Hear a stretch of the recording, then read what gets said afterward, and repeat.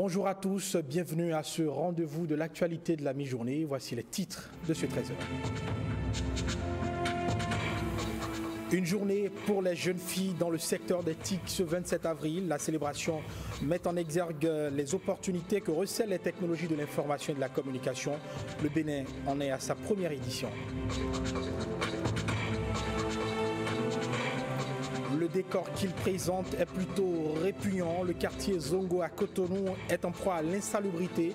Nos reporters nous emmènent dans cette édition dans les dédales de ce quartier insalubre de Cotonou.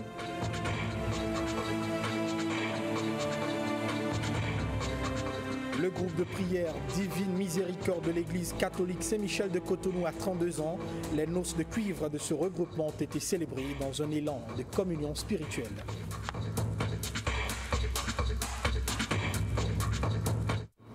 Voilà donc pour les titres. Bonjour et bienvenue. La presse en a fait son chou gras depuis ce mercredi.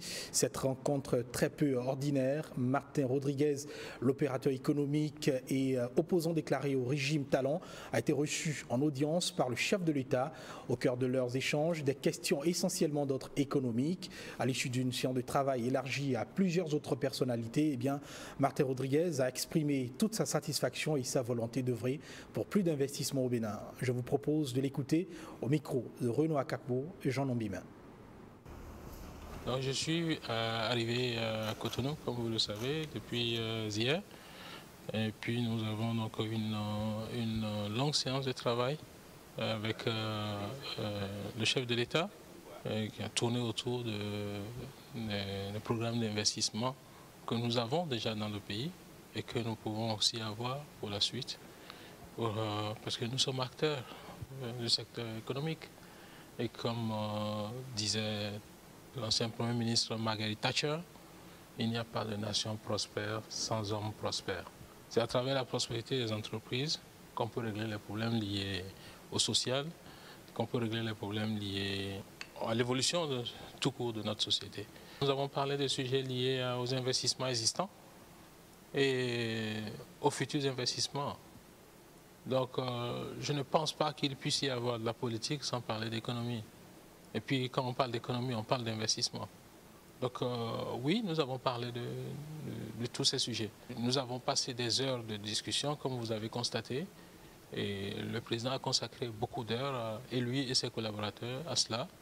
Et ça, je voudrais vraiment le mentionner et le souligner. Et c'est tout à son honneur. Vous souffrez de ce que je ne puisse pas vous donner de détails en ce moment par rapport à des sujets spécifiques, parce que, vous comprendrez qu'on vient à peine de commencer des discussions. Et vous connaissez le rôle que j'ai joué avant la campagne ici, avant l'élection du président Patrice Talon, et avant et après son élection. Je n'ai pas été un soutien avant et après.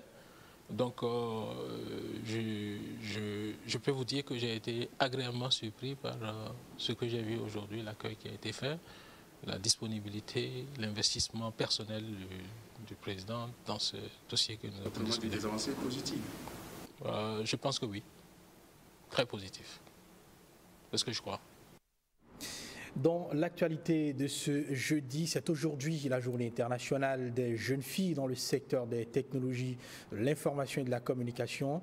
Une journée qui vise à encourager les jeunes filles et les jeunes femmes à envisager une carrière dans le secteur des TIC. Et en prélude aux manifestations officielles, les toutes premières dans ce cadre au Bénin, la ministre de la Communication a délivré hier un message. Voici un extrait de son discours. Elle est au micro de Ulvaeus Balogun et Ramatou Lawani. L'idée de célébrer une journée spéciale pour les jeunes filles dans le secteur des technologies de l'information et de la communication vise à valoriser les femmes intervenant déjà dans le secteur et à encourager les jeunes filles à faire carrière dans un secteur traditionnellement réservé aux hommes. Au Bénin, la cible est bien identifiée. Il s'agit des jeunes filles des lycées et collèges. C'est une manière pour le ministère de toucher les jeunes filles, les sensibiliser à entreprendre aussi un métier du genre, un métier dans les télécommunications pour relever le défi. Les jeunes filles, dit-on, sont l'avenir. il faut investir en elles afin qu'elles puissent améliorer la société dans laquelle elles vivent. Aussi, est-il important de les initier aux méthodes de recherche sur le web afin qu'elles réussissent brillamment les travaux de recherche à leur actif. Un message que les apprenants semblent avoir bien cerné. J'ai retenu qu'en télécommunication, les femmes aussi peuvent le faire et qu'il y a plusieurs métiers comme le web design, la création et l'interface numérique. Et que pour le faire, il suffit juste d'avoir la volonté et d'être dévoué à ce qu'on veut. Quand on nous donne des exposés ou bien des thèmes sur lesquels nous devons chercher, faire des recherches, arriver une fois dans les cybercafés, on se bloque, on se demande quels sont les mots, comment procéder pour pouvoir avoir des résultats aux questions ou aux thèmes que nos professeurs nous ont soumis. Ils nous ont parlé de 3 aspects, ils ont abordé l'aspect du plus, du moins et de l'astérisque. Cette sensibilisation qui démarre vise une dizaine d'établissements publics et privés de Cotonou et environ. Vous l'auriez compris, en lieu et place du message du ministre de la Communication, vous avez plutôt eu droit à cette séance de sensibilisation des jeunes filles au CEJ Wedo dans la commune d'Abomey-Calavi, un reportage signé Précieuse Akwehono. Le patronat des établissements privés d'enseignement supérieur sollicite une oreille pour écouter ses complaintes. Celle trouvée est au Conseil économique et social. Le président de l'institution, Tabé Bian, a reçu une délégation du dit patronat. Au cœur des échanges, les nouvelles réformes au sein de l'enseignement supérieur. Écoutons ici Marcelin Zanon, porte-parole de la délégation, au micro d'Evra Danani et de Calvador Amanon. Au niveau du ministère de l'enseignement supérieur, on parle de plus en plus de réformes, mais pour nous il s'agit des mesures dont le contenu est contraire aux principes et normes qui gouvernent l'enseignement supérieur. Ces mesures ne sont pas conformes aux principes du CAMES qui veut créer en Afrique un espace de l'enseignement supérieur désenclavé, harmonisé et rénové. Mais nous avons constaté plutôt un passage en force. Et aujourd'hui, on nous parle d'examens nationaux qui n'ont rien à voir avec le système LMD. Le chef de l'État a apporté la solution qu'il faut à l'enseignement supérieur, en disant notamment que sa priorité est de créer ici au Bénin une agence d'assurance qualité et d'évaluation. C'est ça le remède qu'il faut pour l'enseignement supérieur. Mais au lieu de prendre cette instruction du chef de l'État et de mettre cela en œuvre par des mesures, dispositions appropriées, au niveau de notre ministère, on a sorti des décrets de 2008 qui ont été abrogés par un décret de 2010. Et aujourd'hui, il est question d'organiser des examens nationaux. Et on se rend compte dans le même temps que les cadres du ministère ont déclenché une campagne médiatique pour décrédibiliser les écoles d'enseignement supérieur en disant qu'aucune école ne peut donner de diplôme, aucune école n'est homologuée, c'est des centres d'affaires. Bref, on jette du discrédit sur les écoles privées d'enseignement supérieur. Nous avons estimé que l'heure est grave et qu'il faut que nous puissions informer qui de droit. On parle toujours éducation, mais cette fois-ci avec le baccalauréat béninois qui fait désormais école. Une délégation sénégalaise était à Cotonou pour se nourrir de l'expérience béninoise. C'est à travers une conférence de presse que les hôtes de Alphonse da Silva, directeur de l'office du baccalauréat, ont partagé avec la presse les acquis de leur séjour au Bénin. Cécile Rondé et Bruno Otepo nous font le compte-rendu de la séance. 48 heures auront suffi à la délégation sénégalaise pour s'imprégner des réformes mises en place au Bénin dans l'organisation du baccalauréat. Composé de 3 membres, ils ont échangé avec le directeur de l'office du baccalauréat béninois sur les différents compartiments de l'organisation. Pour nous, jusqu'à présent, administrativement, on dépend donc du ministère. Mais pédagogiquement, le lien ombilical avec l'université de Dakar n'est pas encore rompu.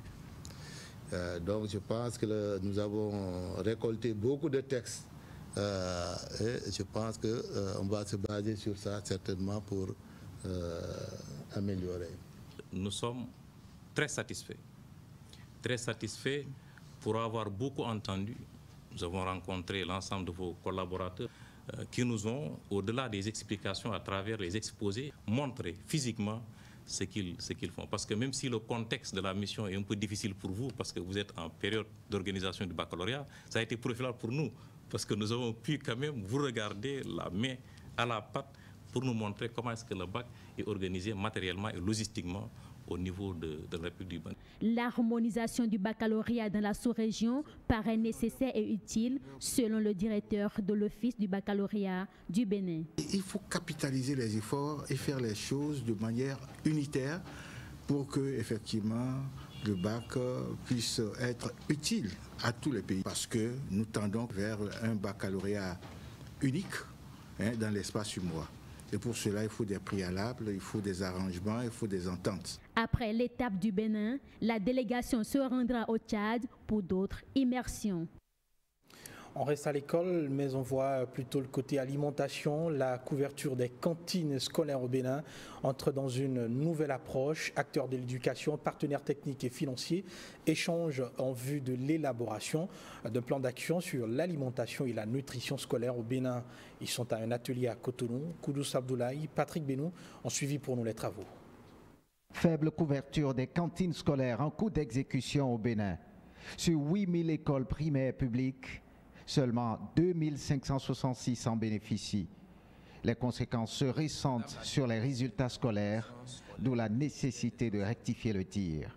Il est important qu'on évalue le niveau d'avancement du Bénin en matière de programme alimentation scolaire depuis 2014 par rapport aux 5 piliers sur lesquels se base l'analyse de l'alimentation scolaire avec l'outil Saber. Le partenaire, le Programme alimentaire mondial, ne marchande pas son appui dans le cadre du renforcement des projets de cantines scolaires au Bénin.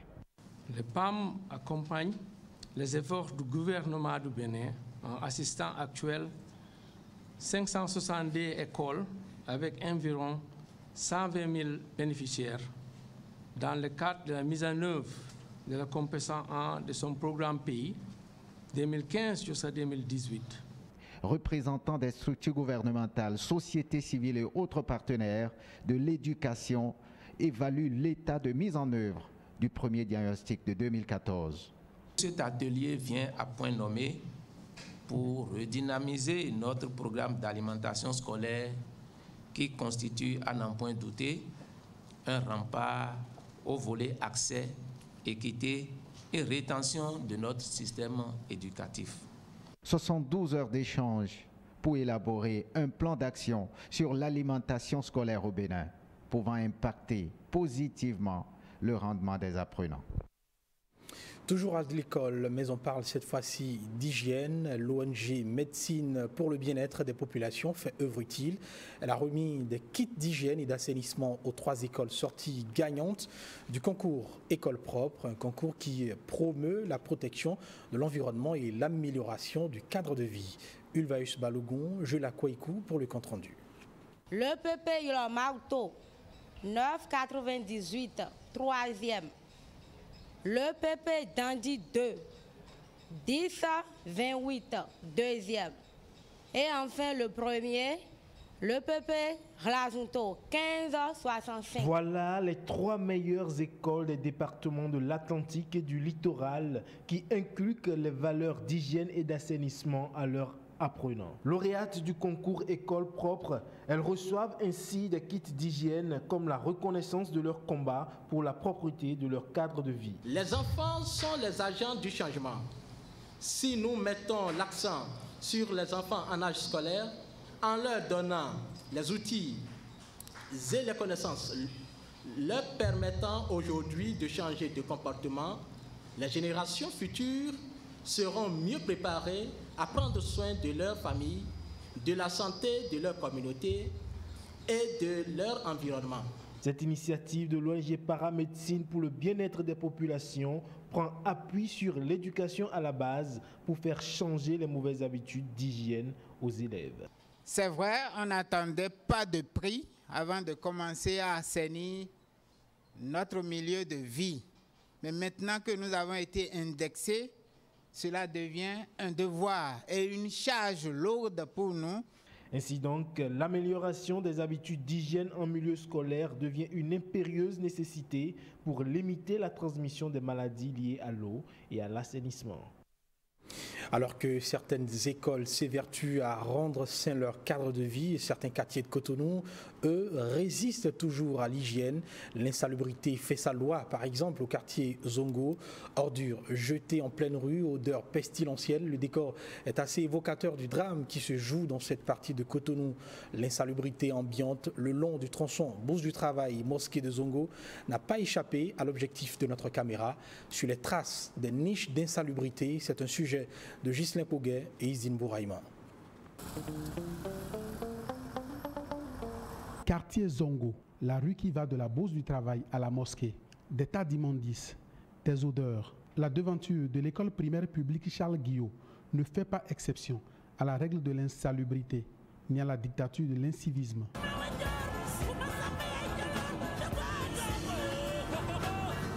Nous avons demandé au directeur de l'établissement s'il fait le même constat que nous. Il y a beaucoup de saleté.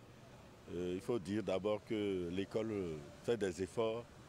Ensemble avec les élèves, nous essayons de balayer, d'entretenir au moins 2 fois par semaine. Mais malheureusement, avec tout ce que nous faisons, les maisons environnantes, c'est-à-dire que les riverains contribuent donc à salir, disons, la devanture de l'école. Les acteurs principaux qui ne nous facilitent pas la tâche, ce sont les riverains, les passants, les gens qui habitent en face de l'école, qui, au lieu de nous aider à assainir le milieu, viennent jeter devant l'école les ordures de leur maison. Ils attendent la nuit ou bien, disons, à l'aube pour venir jeter les ordures. C'est heureux qu'au moins les ghettos aient disparu avec, disons, l'action de déguerpissement de l'espace public, avec l'action du préfet et, disons, ensemble avec le chef quartier, ils ont disparu de là. Le directeur d'école affirme avoir mené plusieurs démarches en vain. J'ai mené des actions. Nous avons déjà averti plusieurs fois le chef quartier qui lui aussi a fait des efforts avec nous, mais malheureusement, ces efforts sont vains. Mais au même moment, pendant que nous menions ces actions, nous avions procédé à la rencontre de certaines autorités de la mairie. On a écrit, on a demandé des poubelles pour que les ordures soient gérées afin que la voirie passe de temps en temps. Mais toutes les correspondances que nous avons envoyées en direction de la mairie sont restées sans suite. On n'a rien eu. Et bon, ils sont passés 1 ou 2 fois pour dire qu'ils allaient nous aider. Et jamais nous n'avons eu une suite favorable. Pour vérifier ces propos, nous avons tendu notre micro au chef du quartier. Oui, je l'ai bien constaté. Il explique. C'est un quartier qui est complexe. En temps, il y avait au moins quelques vendeurs de vélos qui étaient aux alentours de l'école. Qu'ils avaient leurs étalages. Et avec ces étalages, ils ont des gardiens. Les gardiens dorment là la nuit. Donc ça empêchait au moins la population et certaines personnes mal intentionnées de venir verser des ordures. Et il promet. Je vous promets, dans quelques jours, vous n'allez plus revoir ça. Après maintenant votre retour, je serai obligé d'appeler le directeur de la DST qui va encore appeler ces agents de la DST pour venir ramasser les ordures. Et dans quelques jours, vous n'allez plus revoir de ces ordures-là. Dans la semaine, nous passerons par là, histoire de voir si le chef quartier a tenu sa promesse au nom de la veille citoyenne. Mais en attendant, on se pince le nez et on quitte cette puanteur. Le gouvernement béninois, lui, est à la recherche d'une administration performante et efficace au service du développement. Il initie une série de formations à l'intention des cadres nommés en Conseil des ministres pour servir dans différents secteurs de l'administration. Le ministre du Travail, de la Fonction publique et des Affaires sociales a lancé mercredi la première série de ces formations. William Aguiar, Brice Chibozo ont suivi pour nous. Dans cette salle de l'Infosec, directeur de cabinet et secrétaire généraux adjoints de tous les ministères, ils reçoivent ici des outils nécessaires pour renforcer leur habileté au poste. Une recommandation du Conseil des ministres préoccupé par la réussite de leur mission républicaine. Les sessions de renforcement de capacité qui s'ouvrent ce jour sont prévues pour se dérouler par vagues successives. Les dites sessions porteront sur les thématiques telles que le leadership et le management stratégique de gestion de l'administration au Bénin, le programme d'action du gouvernement, vision et contenu, la direction et l'encadrement d'une réunion, la gestion du temps et l'efficacité organisationnelle dans les services publics. Bien que de courte durée, ce séminaire est loin d'être une simple formalité.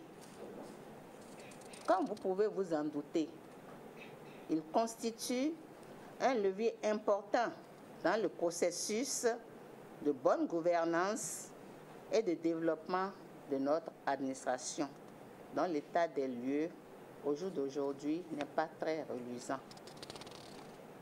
Je sais que vos journées sont longues et chargées de parapheurs et de courriers, mais je vous demande de ne pas retourner de sitôt au bureau, de suivre cette formation, car vous le savez bien, on ne finit jamais d'apprendre.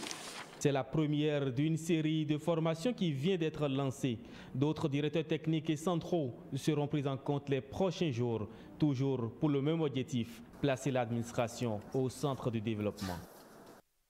L'axe Cotonou-Pékin se consolide dans le secteur du tourisme. La préfecture autonome Baï de Dali, la province du Hunan et la ville de Ouida sont parvenus à une entente. Le mémorandum qui consacre cette entente a fait l'objet d'une signature au ministère des Affaires étrangères à Cotonou. L'acte vise à renforcer la coopération entre la Chine et le Bénin pour mieux valoriser la destination Bénin. Précieuse Akwehonou, Jules Akweikou. Cette signature de mémorandum d'entente entre les deux villes vient renforcer les relations déjà existantes entre le Bénin et la Chine. Malgré la distance et la barrière linguistique qui séparent les deux pays, la nation béninoise et la République populaire de Chine entretiennent d'étroites relations de coopération sur plusieurs plans, dont le tourisme. Dans des secteurs les plus importants de notre programme d'action du gouvernement, il nous sera donné souvent l'occasion de traiter, de signer des accords avec la coopération, avec la Chine. Donc, nous sommes très heureux ce soir de pouvoir signer ce mémorandum d'entente et nous remercions nos amis chinois. On se retrouvera bientôt pour concrétiser ce qu'on a signé en cette fin de journée. Ce choix porté sur Ouida répond essentiellement au rôle incontournable que la ville a joué dans la déportation des esclaves, mais aussi compte tenu de sa richesse culturelle et cultuelle. Le maire de la ville de Ouida promet mettre tout en œuvre pour faire de cette commune une ville attrayante et accessible à tous. La ville de Ouida vous accueillera encore plus la prochaine fois. Ouida, qui est une commune culturelle, touristique et qui est historiquement connue pour la route de l'esclave et qui est aussi la capitale du vaudou, vous fera de telle sorte que vous ne serez pas déçus. Que la ville de Ouida reste votre ville, la ville à laquelle vous allez vous attacher un peu plus. Située à 42 km de Cotonou, Ouida compte en son sein près de 60 000 habitants. Et pendant ce temps, le ministre belge de la coopération au développement en visite au Bénin évalue le degré d'implication du programme de la coopération technique belge. Pour s'en convaincre, il a effectué ce lundi une tournée au centre de santé de Commun et dans les structures partenaires qui militent pour la santé reproductive. Ulvaïus Balogun et Mathieu Sokenon nous restituent le périple du ministre belge. Journée marathon pour la délégation belge conduite par le ministre de la Coopération et du Développement. Commun, hôpital de zone. À cette première étape, la mission belge s'est imprégnée du taux d'intervention de sa coopération technique en matière d'amélioration de la santé de la femme. La coopération bénino-belge a mis en œuvre 3 stratégies. La mise en place d'un cadre départemental de concertation sur la santé reproductive des adolescents et des jeunes.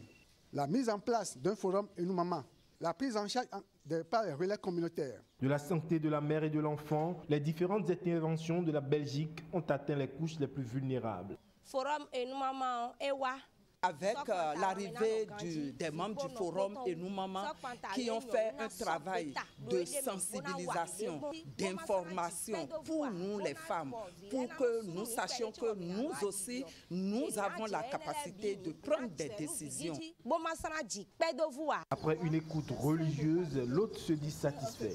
Vraiment, félicitations à tout le monde ici, ce que vous faites. Je pense que quand on regarde les résultats que vous obtenez, la seule chose qu'on peut espérer, c'est qu'un beau projet comme celui-ci puisse se multiplier. Deuxième étape de cette visite, les actions menées par l'association béninoise de la planification familiale à travers sa clinique mobile. Au complexe scolaire protestant CSP, dernière étape, un programme pilote de création d'applications mobiles a été présenté à la délégation. Son nom, Apprendre à vivre Bénin.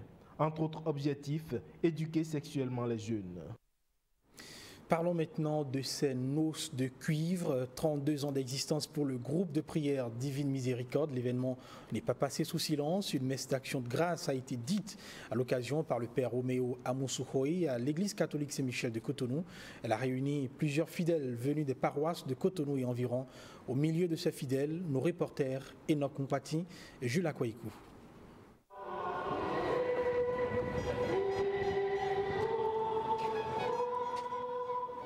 Le dimanche après Pâques est le dimanche de la miséricorde, une grande fête de l'Église catholique consacrée à l'apôtre Sainte Faustine.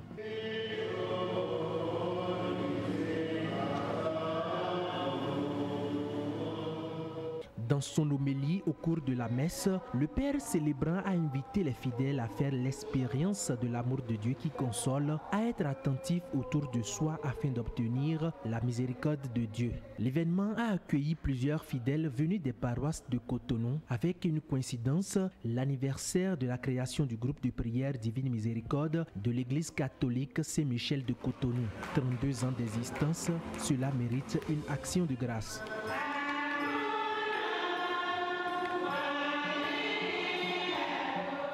Au départ, nous étions 12 personnes, 10 choristes, un prêtre, père fondateur, père Étienne Lissassi.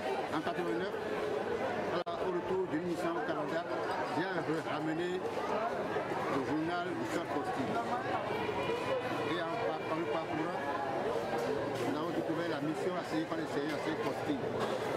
Nous avons décidé de nous investir dans cette mission. Et voilà, ça a commencé. Et aujourd'hui, maintenant, 12 personnes, après 32 ans, sommes des dizaines, voire des centaines de milliers. Voilà, cette édition est à présent terminée. Merci de l'avoir suivi. Excellent après-midi en compagnie de nos programmes.